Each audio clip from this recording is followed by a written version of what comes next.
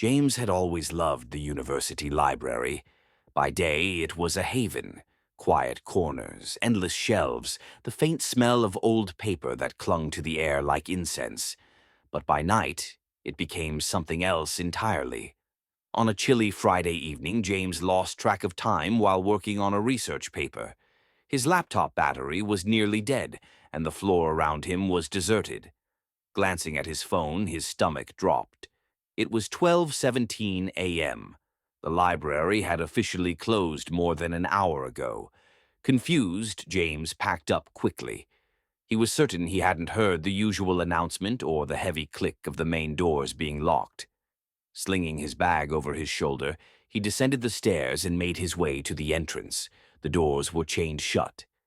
James frowned and tugged on the handles. They rattled but didn't budge. His pulse quickened. Okay, maybe there's another exit, he muttered to himself. He tried the fire doors at the end of the hall.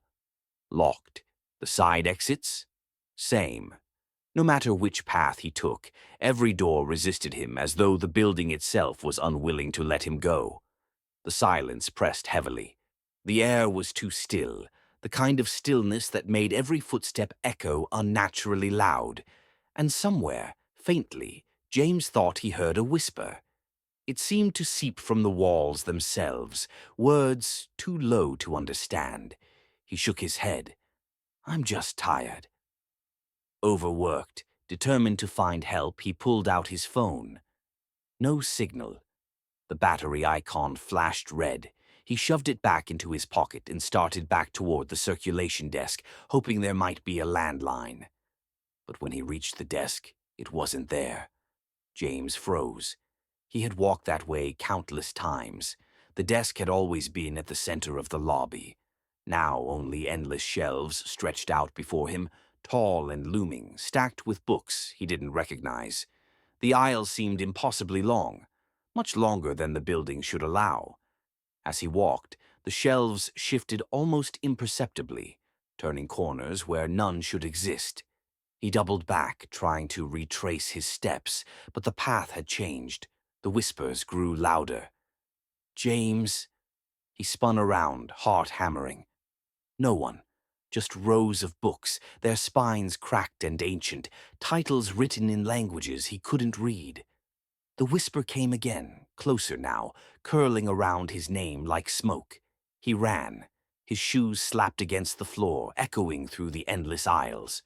At last, he stumbled into a small reading area, a single lamp casting weak light over a wooden table. On it sat an open book. James's breath caught.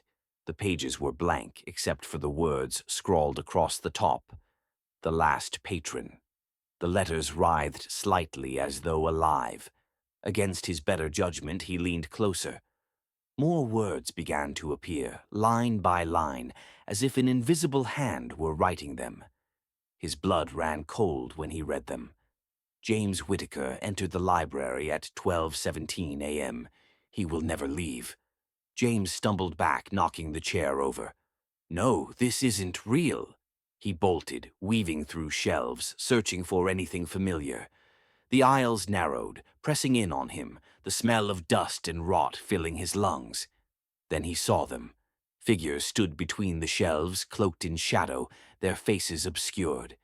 Dozens of them, silent, unmoving. But their heads turned as he passed, following his every movement. Their eyes glinted faintly in the dark like polished stones. James broke into a sprint. His chest burned, his vision blurred. Finally, ahead, he saw the main entrance doors, wide open, light spilling through. Relief flooded him, and he lunged forward. But as he crossed the threshold, the air shifted. The doors slammed shut, vanishing into solid wall. He crashed against the stone, gasping. Behind him, the whispers rose to a deafening chorus. He turned slowly. The figures were closer now, surrounding him, their shapes merging into the shadows themselves. One stepped forward, extending a hand. In its grip was the book, the same one from the table. The page turned, and James saw his own reflection staring back at him from the paper, terrified and pale.